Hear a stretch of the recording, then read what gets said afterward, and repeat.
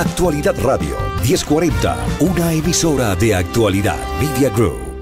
En Estados Unidos hay algunas precisiones de lo que haría el nuevo gobierno. En Latinoamérica hay grandes cambios, ¿no? Brasil pasando por una crisis, Venezuela en una indecisión,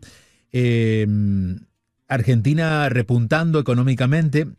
¿Cómo será el 2025? Bueno, Bruno Musa es economista, está en Brasil y se dedica justamente a estudiar esto, así que con él vamos a comprender un poco mejor qué esperar de este 2025. Bruno, gracias por atendernos. ¿Cómo estás? Buenas noches.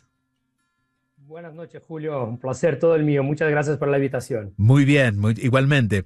Bueno, en principio, comencemos por aquí, comencemos por casa, aquí esta casa, por Estados Unidos. Sobre todo nos interesa ver qué se ve desde allá. Siempre uno le pregunta al vecino porque el vecino ve mejor, con mejor perspectiva en nuestra propia casa, ¿no? ¿Y qué se está viendo desde Brasil sobre Estados Unidos y la asunción del nuevo presidente y qué podría traer de diferencia para los próximos meses? Bueno, primero, yo estuve en Estados Unidos los últimos 2 meses, 2 veces. La última vez volví ayer, bueno, el sábado. Y entonces tengo un poco de la realidad de todo eso. Pero lo que se ve desde aquí es un poco de esperanza o expectativas por un cambio de gobierno que, claro, por la parte económica hay algunos puntos importantes a ser impuntuados que, claro, que puede ser más inflacionista, que puede traer algunos problemas por las tarifas, ¿no? Por el comercio. Si me preguntas por la parte económica, claro, yo soy mucho más alineado con Milei en Argentina, que como dijiste tú, está haciendo un repunte en los números, la pobreza que cae del 55 al 38, la indigencia también. Yo tuve la oportunidad de estar con él en las elecciones allá y tengo acompañado los números. Pero bueno, lo que veo es que hay un importante cambio de lo que fue el gobierno de Joe Biden y que puede, por lo menos, y es lo que genera más expectativa en mí, que es la parte de poner un poco menos de burocracias y menos regulaciones en la economía americana. Y claro, también cualquier incentivo que sea a las industrias de inteligencia artificial, de criptoactivos y también de aeroespacial. Entonces son importantes cambios que creo que puede generar como si fuera un importante polo de atracción de capitales. Pero claro, eso también puede generar una devaluación en las monedas de los países emergentes y también tipos más altos en Estados Unidos para contener una inflación un poco más alta, y todo eso trae ajustes con las monedas internacionales. Entonces los países emergentes tendremos aquí problemas en bajar los tipos. En Brasil, más específicamente, que tenemos el problema, como dijiste tú, la crisis cambiaria que vivimos con todos los gastos, con todas las irresponsabilidades que estamos pasando ahora por el gobierno de Lula, y que ya tenemos tipos más altos en contraste con los otros países que están bajando. Entonces creo que países como Brasil, Colombia, tendremos problemas más grandes todavía, a diferencia de Argentina, que puede entrar con mejores oportunidades en eso. Entonces, bueno, entre puntos positivos y negativos, creo que hay una expectativa mejor frente a la economía por la parte de desregulación en general americana. ¿Tú crees que el resultado inmediato de esta desregulación y de los ajustes que puede hacer, sobre todo en el sector público, el gobierno de Trump en Estados Unidos, traería unos meses de ajustar cinturones para luego tener un resultado después, o sería algo mucho más suave en la transición hacia ese logro? Bueno, yo creo que hay todavía unos puntos de duda que todavía no sabemos. Si nos ponemos a leer los programas de Trump, tampoco es tan claro en qué tenemos, que habrá, cuáles son los números que intentarán recortar. Trump escuchará bastante a Elon Musk como si fuera un consultor privado en recortar los gastos americanos. Tenemos hoy una deuda americana de casi 36 trillones de dólares, y si va a rebajar los impuestos, que a mí me parece muy bien, pero ¿cómo hará la financiación de esta baja de impuestos? ¿Recortará el Estado trillones de dólares? Porque si no, la deuda continuará creciendo y claro, eso trae tipos más altos trae un dólar más alto, más fuerte, y todo eso también va en contra de lo que quiere Trump, que quiere un dólar un poco más devaluado, que favorece las exportaciones. Entonces es como si tuviéramos aquí un puzzle, ¿no? Un rompecabezas aquí para poner las piezas en orden, y todavía no tenemos todas las respuestas, pero yo creo que a principio, como los emergentes están pasando por problemas también, creo que esta parte de regulación puede atraer capital a Estados Unidos. Y todo eso que, como se dice ahora, de nearshoring o friendshoring, de traer otra vez la producción hacia Estados Unidos o México y todo eso, y los cambios en los gobiernos, ¿no? Por ejemplo, como pasó en Canadá hoy con Trudeau. ¿Quién vendrá? ¿Será alguien más alineado a Trump? O Argentina, por ejemplo, o aquí Lula con la popularidad muy en baja. ¿Cómo tendremos ese cambio en 2026? Sí tendremos ese cambio. Entonces, creo que las piezas ahora se alinean para que Estados Unidos pueda abrir ese gap, esa diferencia entre otros países, incluso a China. Entonces, si haces todo ese recorte, creo que hay un espacio de tiempo para que le vaya muy bien. En lo que se puede prever es que el próximo gobierno en Canadá sería de derecha, sería conservador por lo que van las encuestas. Lo que es, digamos, el enfrentamiento podría ocurrir a nivel ideológico con México y con la diferencia de mirar la política y la economía, pero también hay que esperar a ver, digamos, Trump ha sido un gran negociador, incluso con el adversario, entonces habría que ver cómo económicamente va a negociar. En lo ideológico puede pelearse, pero a la hora de defender su moneda siempre logra la conciliación que le convenga a Estados Unidos, ¿no? Claro que sí, pero como cuando dice Trump que, por ejemplo, los BRICS aquí que querían poner una moneda propia, que no la creo, cuando dice Trump que va a hacer cualquier cosa para que esos países continúen a utilizar el dólar, y luego quiere el dólar más débil, ¿no? Un poco más devaluado, como lo dijo en esos meses de campaña, me parece también un contrasenso. O sea, si estimula la demanda por dólar de todos los otros países, eso pone eso valora el dólar, ¿no? Tiene más fuerza. Pero si quiere también un dólar un poco más devaluado, tendría que haber una demanda menor por dólares. Entonces, por eso que te digo que a veces me parece un poco que todavía hay algo que las piezas no encajan por completo, claro. O sea, no sabemos todo qué va a hacer, pero el recorte de gasto que me parece que habrá, eso ya es extremadamente importante con la bajada de los impuestos. Te quiero preguntar por Venezuela, más allá del petróleo, que es una de las fortalezas en la economía, a favor o en contra, pero que lo ha tenido, digamos que el factor venezolano en Latinoamérica no está tan ligado a favorecer las economías o meterse en la economía, excepto en el tema migratorio, que eso sí ha impactado a todos los países de la región, incluso en Estados Unidos. ¿Cómo tú ves? En Venezuela deseamos que haya una transición, aparentemente el sábado, el viernes va a comenzar algo nuevo, no sabemos cómo va a ocurrir. ¿Cómo ves esa progresión? ¿Qué impacto podría tener en Latinoamérica si Venezuela vuelve a tener un gobierno legítimo y las cosas se ordenan? Bueno, yo estuve en Venezuela por 3 veces y la última vez fue en 2022, ahora que fuimos a grabar el documental que se llama Infiltrados Venezuela. Y entonces tengo eso todo muy vivo y sigo hablando con las personas allá en Venezuela, desde políticos de oposición hasta gente del pueblo, gente a pie del pueblo, ¿no?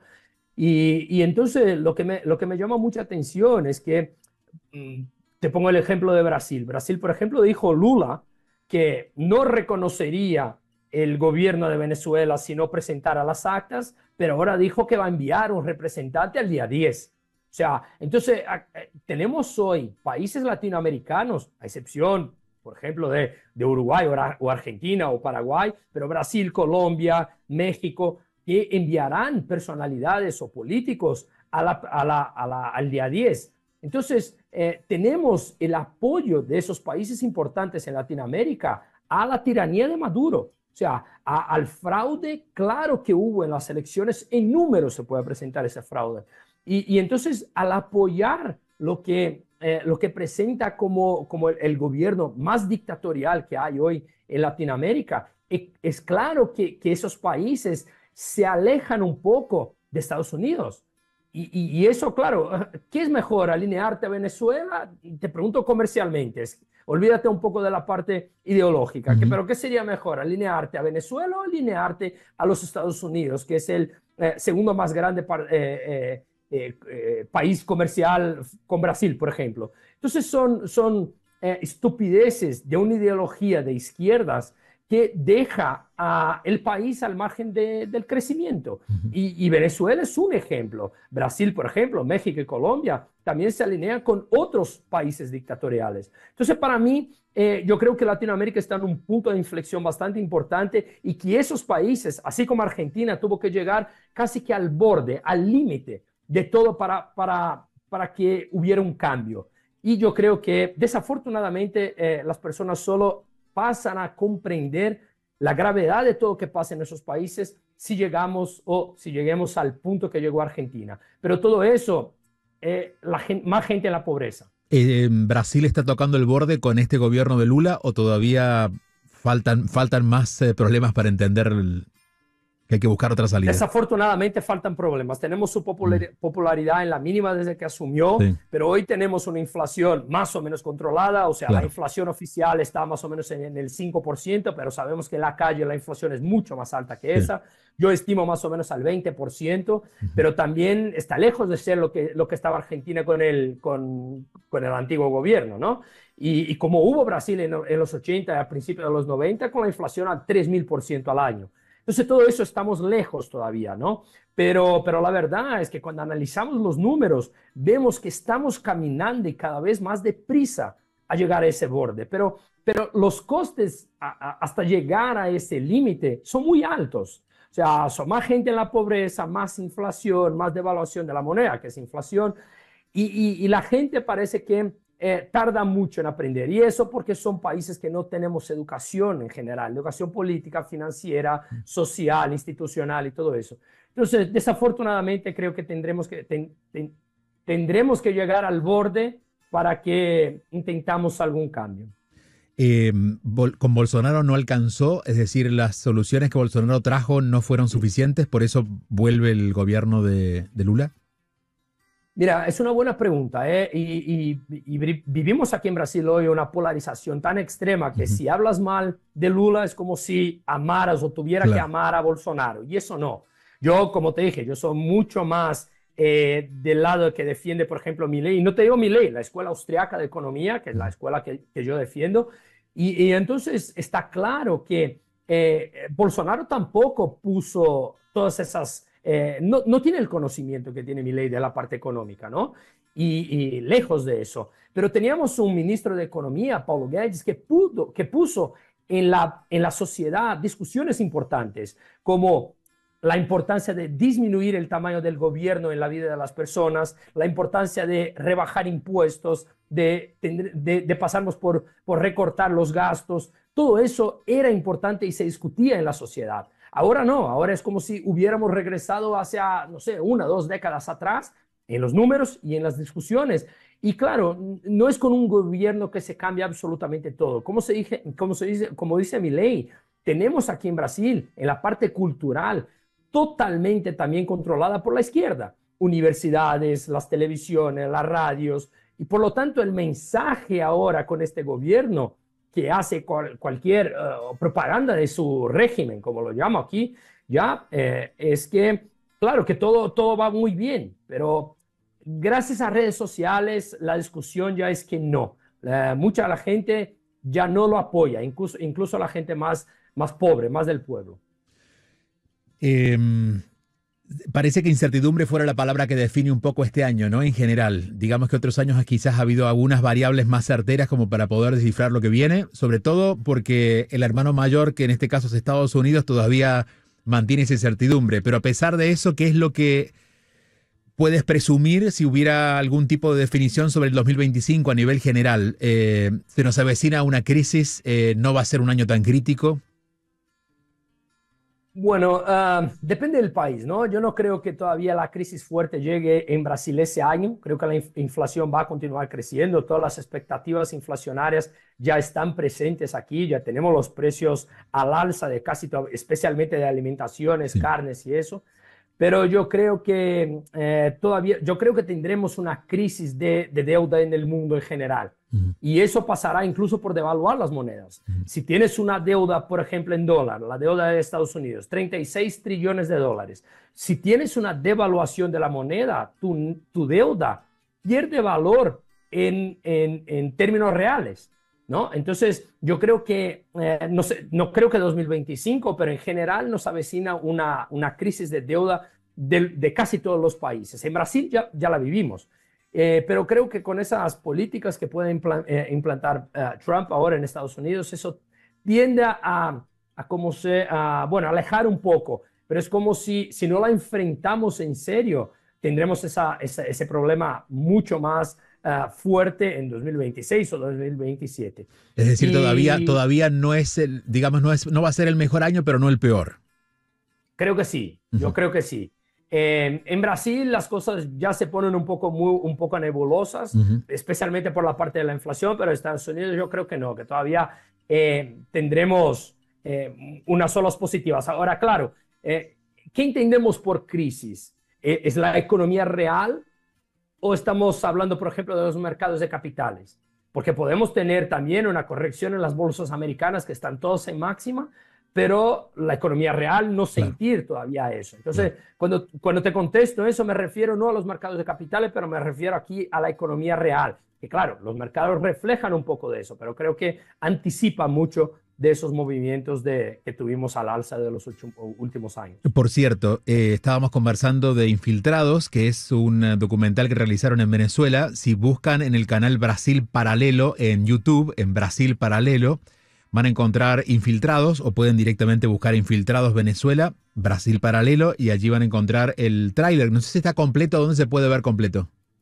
No, el completo es solo para quien es miembro de Brasil Paralelo, que hoy es la empresa más grande de streaming aquí en Brasil, de oposición, que vale puntuar que el 31 de diciembre de 2023 a 2024 fue el primer caso de censura previa en Brasil.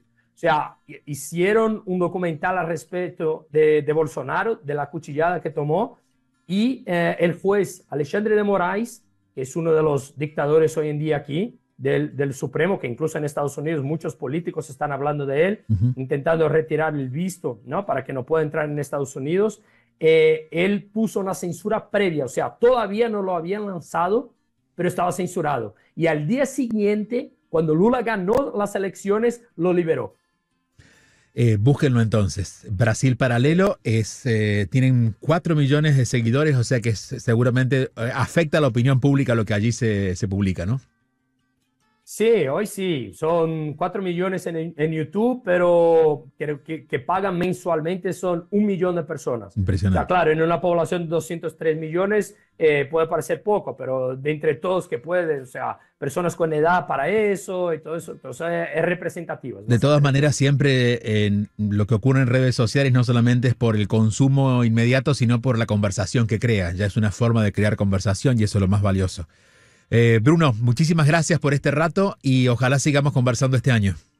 No, a ti, Julio, muchas gracias y enhorabuena por Argentina, que venga el cambio, porque es importante todo eso y que pueda pasar para otros países con todos los cambios, porque en general estamos por eso, para intentar poner más calidad de vida en las personas y no en la mano de los políticos. Y orden, parece que es la palabra que falta, ¿no? Orden en nuestros países. Seguro, una de las cosas que falta, sí. Entonces, muchas gracias por la oportunidad también, por podernos hablar afuera de Brasil lo que pasa aquí, la realidad de lo que pasa hoy en Brasil. Con mucho gusto, lo seguiremos haciendo. Un abrazo, Bruno. Actualidad Radio 1040, una emisora de Actualidad Media Group.